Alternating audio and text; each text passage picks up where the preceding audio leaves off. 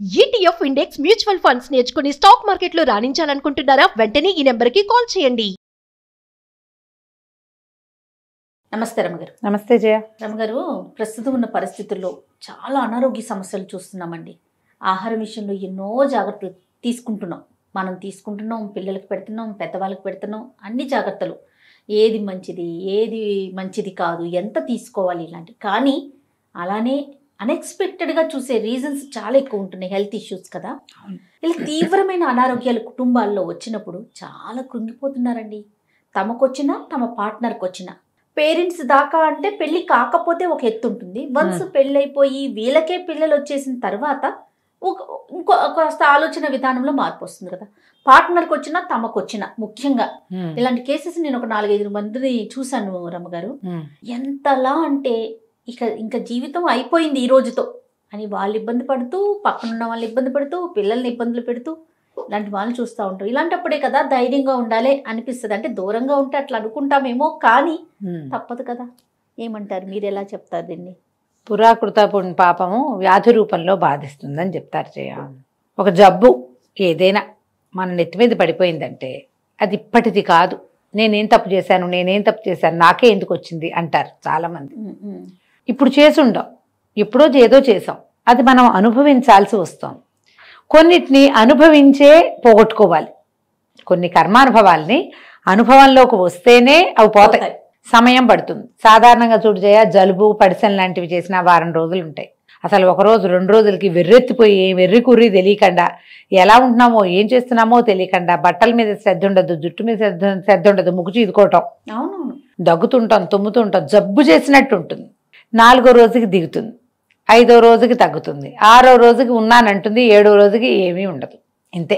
ఇప్పుడు జలుబు లాంటివి, పొట్టకి ఏదైనా ప్రాబ్లం రావటం, గట్ ఇష్యూస్ రావటము, ఏదైనా స్కిన్ ఇష్యూస్ రావటము, మైగ్రేన్ లాంటివి దీర్ఘకాలికమైనవి, సోరియాసిస్ లాంటి దీర్ఘకాలికమైనవి, చర్మాల మీద వచ్చేవి, ఇవేవి మన జీవితాన్ని ఆపవు, మనతో పాటు నడుస్తూ ఉంటాయి. కొన్ని వస్తాయి ఆటో ఇమ్యూన్ డిసీజెస్, వాటికి ఏ సమస్య సమాధానము లేదు, ఆ సమస్యకి సమాధానమే లేదు. ఎందుకో తెలీదు, ఎలా తగ్గుతుందో తెలీదు. తాత్కాలికంగా ఈ రోజు కనిపించిన లక్షణానికి మందేస్తారు, రేపు ఇంకొకటి వస్తుంది, దాన్ని నొక్కితే మొదటిది వస్తుంది, ఈ 2 పోయాక 3వది వస్తుంది, అట్లా వస్తూనే ఉంటాయి. చివరికి అంతుబట్టని వ్యాధితోటే వెళ్ళిపోయే వాళ్ళు కొంతమంది. ఇప్పుడు మనకి బాగా ప్రముఖంగా కనపడేవి ఏమిటి? ఒకటేమో మూత్రపిండాలు, కిడ్నీ స్టోన్స్ కానీ, కిడ్నీలు ఫెయిల్యూర్ కానీ, కాళ్ళు వాచిపోవటం, కిడ్నీస్ తన్నేయటం. తర్వాత ఏమో లివర్ ఇష్యూస్, లివర్కి సంబంధించినవి. జాండీస్గా మొదలవుతుంది, సిరోసిస్ వైపు పరిణమిస్తుంది, చివరికి ట్రాన్స్ప్లాంటేషన్ అవి ఇవి కూడా ట్రై చేస్తారు. అయితే అయినట్టు కాకపోతే కానట్టు. ఇవి 2. 3వవి క్యాన్సర్లు. ఇవి కాకుండా సమాధానం లేకుండా అనగానే చచ్చిపోతున్నటువంటి హార్ట్ అటాక్లు. అంటారు అంతే, అనడానికి ఇక మిగలదు, ఇంక లేదు, అయిపోయినట్టే. ఇవి వస్తాయి. ఎలాగైనా మానవ జన్మ ఎత్తినవాడు గిట్టక తప్పదు, పుట్టినవాడు. అది మనం ఇంతప్పుడా ఇట అయినప్పుడా అనేది ఇక్కడెక్కడో రాసుకొని వస్తాం. మిగిలిన కథని, ఇక జరుగుతున్న కథని మనం నడిపించుకుంటూ వెళ్లాల్సిందే. సాధారణంగా మనకి ప్రసూతి వైరాగ్యం, శ్మశాన వైరాగ్యం అని 2 వైరాగ్యాలు ఉంటాయి. ప్రసూతి వైరాగ్యం, ఆ పురుడు వచ్చినప్పుడు ఆ పురుటి నొప్పుల్లో బాబో ఇంక ఈ పని చేయకూడదు, ఈ సంతానం నా వల్ల కాదురా దేవుడా అని ఈ సంతానం రావడానికి కారణమైన భర్తల్ని తిట్టి సంసారం మీదే అయిష్టం పడతారు. ఆ క్షణంలో ఆ పిల్లవాడు పుట్టాక ఈ నొప్పంతా తీరిపోయి ఆ పసిబిడ్డను ఒళ్ళో పెట్టుకుంటే వాడి పాలిచ్చి పోషించి పెంచుకుంటూ ఇట్లాంటివి ఇంకా 3-4 కావాలనిపిస్తుంది. ఆ రోజున్న వైరాగ్యం మర్నాడే ఉండదు. అసలు తెల్లవారేసరికి అంతా పోతున్న చంటి బిడ్డను చూసేసరికి చీవెదవా, నేను నీ వల్ల నాకు నరకం చూశాను, వీడిని నేను ముట్టుకోనని ఏ తెల్లని అంటుందా? అసలు అనరు కదా. ప్రసూతి వైరాగ్యం. 2వది శ్మశాన వైరాగ్యం. ఏంటి? ఎవరైనా మరణించినప్పుడు వాళ్ళ ఇబ్బందులు, వాళ్ళ బాధలు, ఆ దుఃఖము, ఆ మనిషి లేని లోటు, ఆ శ్మశానానికి వెళ్తుంటే ఆ దుఃఖం, వాటితోటి జీవితం ఇంతే కదా, బుద్భుతప్రాయం, నీటి బుడగ లాంటిది, ఇవాళ వస్తుంది రేపు పోతుంది, ఇంతేగా. ఇప్పుడు ఇంత గడించి, ఇన్ని చేసి, ఇంత ప్రభలు వెలిగించి ఇలా అయిపోయి ఇట పడున్నాడే, మనమైనా ఇంతే అనిపిస్తుంటుంది. లోపల అండర్లైనింగ్ వాక్యాలు, గీతలు గీస్తూ ఉంటుంది మనసు. ఎటాగొట్టో అది ఫినిష్ చేస్తారు, పూర్తి చేసుకుని వెనక్కి వచ్చి కొంచెం నీళ్ళు పోసుకుని ఓ ముద్ద అన్నం తిని 2 గంటలు నిద్రపోతే ప్రపంచం తాజాగా కనపడుతుంది. నిన్నటి వైరాగ్యం ఈరోజు లేదు, ఉండదు. అనారోగ్యాలు కూడా జయ. ఇవాళ మనకి అనారోగ్యం సడన్గా సడన్ తెలుస్తున్నవి క్యాన్సర్లే. అవును. ఒట్టిగా ఏదో టెస్ట్ కని వెళ్తే క్యాన్సర్ బయటపడటం, ఏదో దగ్గని వెళ్తే క్యాన్సర్, ఏదో ఒక్క కాయ ఉంది ఎప్పటి నుంచో దీన్ని రిమూవ్ చేసాం క్యాన్సర్, ఏమీ లేదు క్యాన్సర్ 2 నెలల్లో అయిపోవటం, నెలలో అయిపోవటం. ఇప్పుడు ఈ క్యాన్సర్లు ఇలాంటివి మొదట తెలియంగానే ఒక గుండె పగిలిపోయినట్టు అయిపోతుంది. డాక్టర్ చక్క కౌన్సిలింగ్ చేస్తారు పెద్దవాళ్ళు, ఇదేవో ఉన్నాయని, బోల్డని వచ్చినాయని, ఇప్పుడు ఫారిన్ మందులు ఉన్నాయని, ఫారిన్ నుంచి రిటర్న్డ్ డాక్టర్ వస్తారని, అబ్బో ఇలాంటివి మేము వెడం చేత్తో చేసేసామని, ఏం పర్వాలేదని, ఇదిగో కోరుకున్న కేసులు కోలుకున్న వాళ్ళు, ఇదిగో బాగా తిరుగుతున్న వాళ్ళు వీళ్ళని అని చెప్పి వైద్యం వైపుకి తీసుకుపోతారు. ఒక్కోళ్ళు బతికి బట్టగడతారు, కొన్నాళ్ళు లాగుతారు. ఇదేదో రిమూవ్ చేశాక బాగానే ఉంటారు. రిమూవ్ చేశాక ఏడాది అంతా బాగుండి 2వ ఏడాదిలో వెళ్ళిపోయే వాళ్ళు కూడా కొంతమంది ఉంటారు. మొదటి రోజున్న నొప్పి 2వ రోజు ఉండదు జయ. 10వ రోజున్న నొప్పి 15వ రోజు ఉండదు. ఆ రోజుకి కొత్తగా ఇంకేదో వస్తుంది. మన నొప్పికే రావచ్చు, మన ప్రాబ్లంకే రావచ్చు, ప్రపంచానికి మన చుట్టూతా ఉన్న ప్రపంచానికైనా రావచ్చు. ఏదో మార్పు వస్తుంది కదా. మనం ఏం చేయాలి? ఏదైనా అనారోగ్యమో ఏదైనా వచ్చినప్పుడు దీని మీదే ఉండకూడదు, ప్రపంచం మీదకి వెళ్ళాలి. వెళ్తే ఇదంతా బాధించు. అందరికీ వచ్చింది, మనకి వస్తుంది. అందరూ పోయారు, మనము పోతాం. మన డబ్బు ఉన్న డబ్బంతా ఓళ్ళక్కున్నాక పోతామా? ఎంతో కొంత ఉన్నాక పోతావా? ఇంకా ఏం పాసిబిలిటీస్ ఉన్నాయి, ఇంకా ఏం అవకాశాలు ఉన్నాయి, ఇంకా ఎలాంటి వైద్యానికి వెళ్ళొచ్చు, ఏ వైద్య విధానంలో ఇంకా బాగుంది, ఇవి చూడొచ్చు. కుంగిపోతే జబ్బుతో పాటు కుంగుబాటు ప్లస్, అంతే కదా. నీవు కుంగుబాటు, ఆ పక్కన ఉన్న వాళ్ళు నిన్ను లేవదీయటానికి వాడు నీ జబ్బుకే సేవ చేస్తాడా, నీ కుంగుబాటుకే చేస్తాడా సేవ? అవునా? పోనీ ఈ వ్యాధి వచ్చిన వాళ్ళ లోకంలో మనమేనా? కాదు. మన ముందు ఎన్నో ఉన్నాయి కదా, మన ముందు ఉన్నాయి, మనతోటి ఉన్నాయి, మన తర్వాత గ్యారంటీగా ఉండవలసే ఉంటుంది. ఇది లోక సహజమైనది అన్న ఒక్క పాయింట్ని తలలోకి ఎక్కించుకోవాలి. ఎవరైనా నాకే ఎందుకు వచ్చింది ఇదే బాధపడతారు. ఇప్పుడు చిన్నపిల్లలు అలాంటప్పుడు అలా అనిపిస్తుంది, అయ్యో పసిపెడ్డే చిన్నపిల్లవాడు, ఇంకా ఎంత జీవితం ఉంది, వీడిలా అర్థాంతరంగా వెళ్ళిపోతున్నాడు, వాడి టైం అంతే రుణం వాళ్ళకి మనకి. ఈ రకమైన గమనం ఉండాలి జయ. దీనికి మనకి ఏవి సహాయపడతాయి? స్పిరిచువల్ టాక్స్, ఆధ్యాత్మిక ప్రసంగాలు.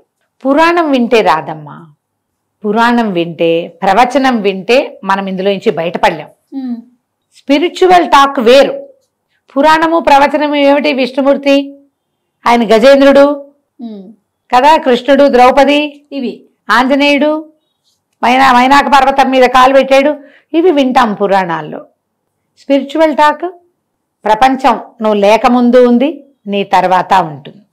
నువ్వు ఉన్నదే నీది, నువ్వు వెళ్ళిపోయాక నీకు దేనితోటి సంబంధం లేదు. నీకు ఇంకొక కొత్తది వస్తుంది. ఈ లోకం అనేది ఒక తెర, ఆ తెర మీద ఎన్నో బొమ్మలు వస్తాయి. ఈ బొమ్మల్లో, ఈ నాటకపు తెరలో నువ్వు ఒక పాత్రవి. ఏ పాత్రని ఎలా అంతం చేయాలని ఒక రచయిత ఎట్లా రాస్తాడో ప్రకృతి కూడా అట్లా రాసి పెట్టుకుంటుంది. నీ పాత్రని పొడిగించాలంటే నీకు సరైన వైద్యుడో, వైద్య సహాయమో, సలహానో కావాలి. నీ వ్యాధికి ఒక విరుగుడో వస్తుంది, నీ దగ్గరికి ఇస్తుంది ప్రకృతి. కాదు, నీ పాత్రని ఇప్పుడే పూర్తి చేయాలని ప్రకృతి భావిస్తే నువ్వు ఇలాగే వెళ్ళాలి, నీ ముద్ర ఇక్కడ ఈ రకంగానే ఉండాలని ముందే రాయబడి ఉన్న మాస్టర్ ప్లాన్లో ఉంటే ప్లాన్ ప్రకారమే జరుగుతుంది. నువ్వేం చేయగలవు? దానికి జరుగుతున్న ప్లాన్కి కొంచెం చేతులు కాళ్ళు కదిలించి నటనే మనం చేసేది. దీంట్లో మనం ఏం చేస్తాము? ఈ ప్లాన్ని బాగా ఎన్హాన్స్ చేయటానికి, బాగా కుదిరించటానికి, జరుగుతున్న నాటకము బాగా కుదిరించటానికి మనం ఏం చేస్తాము? మన వంతు మనం ప్రయత్నం ఎట్లా చేస్తాం? భగవదారాధనతోటి ప్రయత్నం చేయి, ఇతరులకి సహాయం చేయటంతో ప్రయత్నం చేయి. నువ్వు పోయాక కూడా నీ ముద్ర అద్భుతమైన ముద్ర ఉండేలాంటి ఆలోచన చెయ్యి. కుంగుబాటుతోటి పోగొట్టుకోవద్దు. నువ్వు ప్రవచనం విన్నదానికి ఈ వాక్యాలకి తేడా ఉందా లేదా? 100%. ఇది విను, ఇలాంటివి తెలుసుకోండి. మనం ఉండి చక్కటి ముద్ర వేద్దాం, చక్కటి ఒక అద్భుతమైన సువాసనని ప్రపంచానికి వెచ్చి పెడదాం. అవుతుంది, ఇట్లా అందరూ అవుతారు, మనం ఇలా అవుతున్నాం. ఈ ఆలోచన విధానం వస్తే సులువుగానే ఉంటుంది. జబ్బులు లేకుండా ఎవరున్నారమ్మా? ఏ కాలంలో ఎవరు మరణించకుండా పేటేసుకుని కూర్చున్న తాత ముత్తాత ఉన్నారా? మన తాత ముత్తాత లేరు. నాయనమ్మ ఉందా? మన చిన్నప్పుడు ఉంది, ఇప్పుడు ఉందా? లేదు.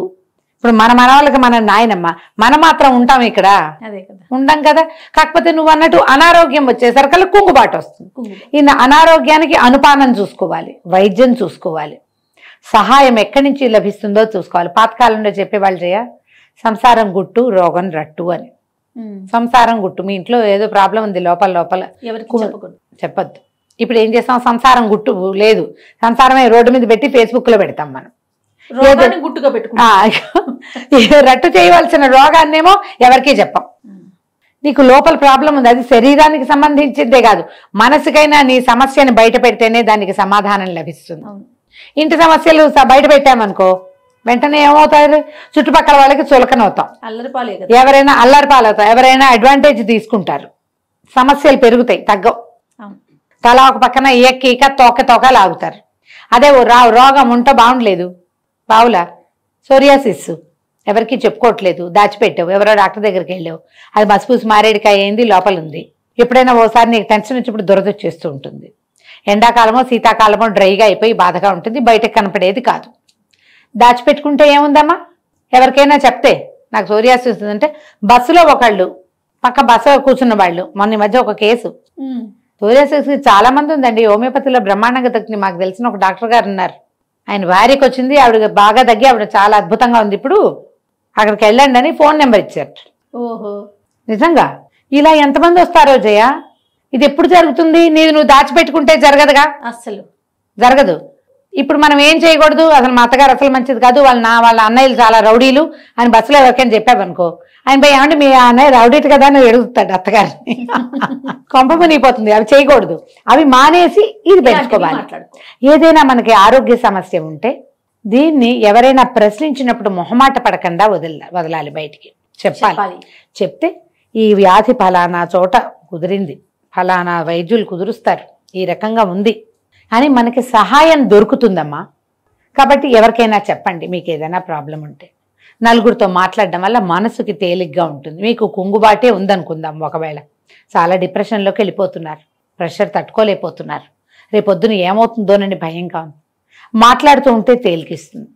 లోపల పెట్టుకుంటే గుండెల్లో మూట పెడితే ఏమవుతుంది, దేని మీదైనా అణిగిపోయి చివరికి నేలకి కోలికి వెళ్ళిపోతుంది.